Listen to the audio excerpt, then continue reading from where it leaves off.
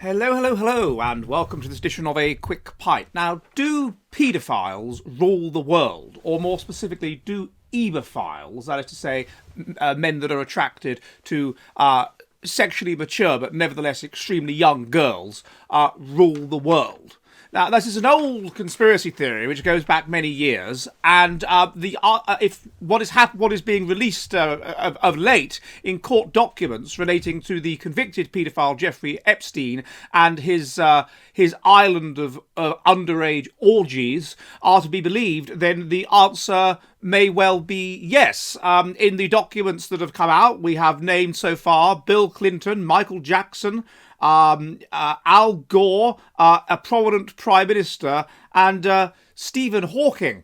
Are our elite more likely to be interested, basically, in having sex with underage girls or girls who are, as it were, borderline? Now, what I want to show you here is the answer, theoretically, is yes. And we really shouldn't be surprised that among the world elite, ebophiles, those that are attracted to these, borderline girls, are significantly overrepresented. We shouldn't be surprised at all by what is coming out from Jeffrey Epstein's ebophile orgy island. Now, there was a very interesting paper published many years ago now called Creativity and Psychopathology, and it looked into the psychology of 291 extremely famous men, and it was published in the British Journal of Psychiatry, and it was penned by the psychiatrist Felix Post. Now, what he showed is that basically the question is, what are the predictors of sexually abusing people? What are the predictors of being a hebephile? What are the predictors of having sex with underage or borderline girls? What are the predictors of engaging in orgies of this kind? What would predict it?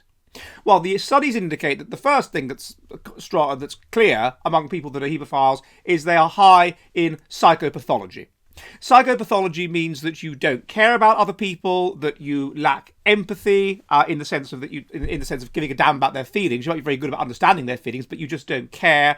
That you're basically an extremely unpleasant and selfish person, and therefore if you are sexually aroused, if you are horny, then you won't care about the fact that it might psychologically damage some relatively young girl to do this. You won't care about the fact that she's being taken advantage of. You won't care about the fact that you're basically abusing her and taking advantage of your power.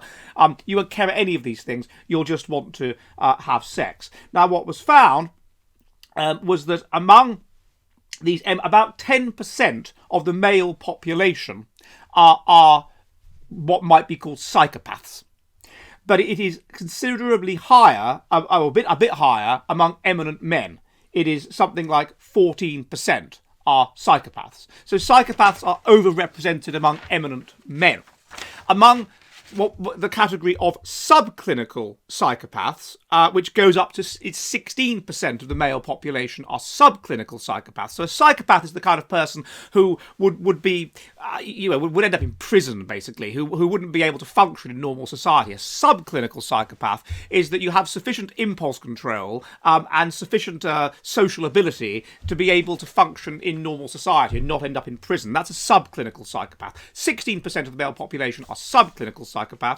52% of politicians, 50% of artists, and 70% of writers. So subclinical psychopathology is massively, massively overrepresented among highly eminent, famous people. Why would this be the case? Well, what is it that causes you to become extremely eminent? A good example of the extremely eminent is the genius type. What is the genius like? And a number of the people that the Post analyses would be recognised geniuses. The genius combines, essentially, extremely high intelligence with psychopathic traits. What this means is that being low in agreeableness, he doesn't care that his new idea is going to offend people, which new ideas always do. He doesn't care that his new idea is going to rock the boat and upset people and upset the status quo and so on. And he also may well just be low in empathy, so he doesn't even realise, he doesn't even understand that his idea is going to offend people. So in a way, he just goes for it and presents it in a way that normal people would not. Secondly, low in impulse control, low in conscientiousness, he can think outside the box. He can think things which are unthinkable. Whereas a normal person would almost like not dare do that. They'd have sufficient impulse control that they wouldn't dare. They wouldn't have the ability to conceive of thinking outside the box and thinking radical new thoughts which challenge the status quo. Finally, there is some association between genius and neuroticism. That is to say, feeling negative feelings strongly. This means that you're thinking all the time, you're processing all the time, and you see the world as this malevolent and dangerous place, and you want to control it, and you want to control it through understanding it. Normal people don't see the world like that.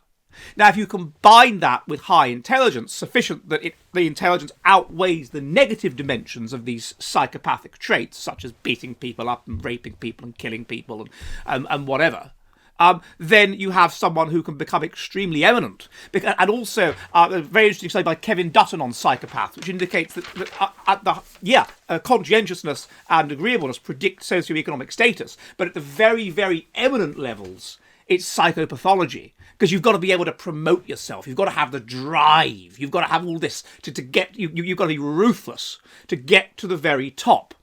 So we shouldn't be surprised then that subclinical psychopathology is hugely overrepresented among very eminent people. And it is psychopathology that is going to predict raping people, that is going to predict taking advantage of people, that is going to predict, basically hebephilic traits where you don't care. You know you're doing something a bit wrong by having sex with a 17-year-old girl when you're a man in your 50s or whatever, but you just don't care. The second thing that has been found to be associated with hebephilia is narcissism. 20% of people who are hebephiles are narcissists. Narcissism is entitled. It's the idea that you feel you're superior to other people. You're better than other people. You have an inflated sense of self-esteem. You think you're brilliant. You think you're brilliant, and you deserve to be with other brilliant people. You're just better than other people. Basically, that's narcissism. Or at least that's that particular kind of narcissism. Now, this affects something like 1% of men.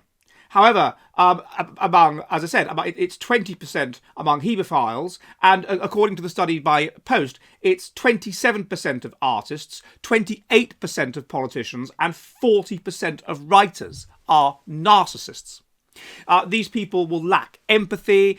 These people won't care about other people. These people will just get whatever they want and not give a damn about others. And these people, therefore, will be able to rise to the top because they will have this incredible self-belief and they will promote themselves and whatever. And so this will put them ahead of those that are simply, high in agreeableness and high in conscientiousness, which predicts socioeconomic status. So again, we would expect those that are at the very top to combine high intelligence with narcissistic traits.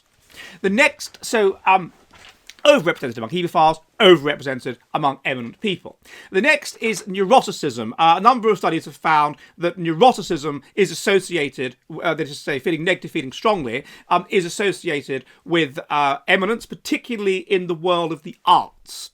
And this is because if you are feeling all these negative feelings strongly, then you want to make sense of the world and so forth, and so you want to structure it, which would militate in favour of science, but also militate in favour of writing about the world and understanding what you're going through. You would feel these incredibly intense feelings that ordinary people don't feel, and so you would have a desire to sort of channel that into art to make sense of it and understand it, and so sort of control it in a way. You would be thinking and processing all the time, and you would have a desire to express this, and you would just have an unusual way of seeing the world, which would make you an interesting person to read about. Now, this is associated with eminence, but it's also associated, as I say, with doing well in life, basically, with being a very, very eminent, and in general in the world. So something what Post found was a severe depressive disorder. 7% of the general population experience a severe depressive disorder, but it's 17% of writers. So this is, again, now another interesting thing is psychosexual disturbance. This is 26% of writers. Now these things will go together because one of the things that predicts a fetish, a sexual fetish, is that you are are high in neuroticism, and you're high in neuroticism, and combined, and this is definitely true of these people, with having a high sex drive. If this is the case, then you will create sexual associations quite easily, and therefore you will develop you can develop a fetish, and so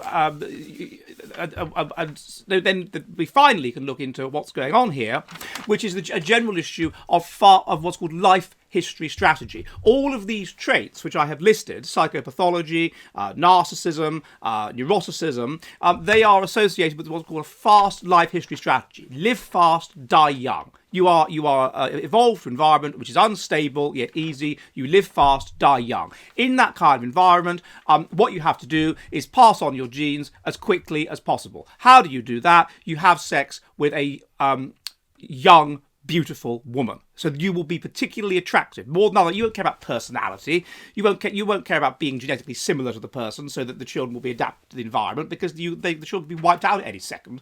No. You will care about passing on your genes quickly. That is therefore a young, attractive woman. So therefore, you will be disproportionately attracted, no matter what your age, to young, attractive women. Who cares about what their personalities are like? And that's what you're seeing with hebephilia. Now, with a fetish, what a fetish tends to do is take a particular thing and just push it further, push it in a more extreme direction. So a normal person might be sexually attracted to breasts. A fetishist might be so attracted to breasts that they can only become sexually aroused when looking at breasts. They're exclusively attracted to breasts. They're obsessed with them. This is why autism tends to be associated with fetishes, and autism is also associated with neuroticism. So you can see how these people, if they're high in anxiety, high in anxiety traits, and perhaps even some autistic traits such as low empathy, they have a very high sex drive. Testosterone, of course, they're going to be high in testosterone, high in drive, high in sex drive, and therefore they may well easily develop sexual fetishes whereby they become, let's say, particularly aroused by very young girls. Normal men are aroused by youth. They will be, because they have a high sex drive and they create sexual associations very easily because of this, they will be very, very aroused by particularly young girls. So you can see how that will develop among fast life history strategies. It's simply taking something which is characteristic of their life history strategy and making it even more extreme. So for all of these reasons, we should not be surprised as more and more comes out about Epstein's orgy hebephile island, that hebephiles are overrepresented among the world elite. Are you ready for the future of the West?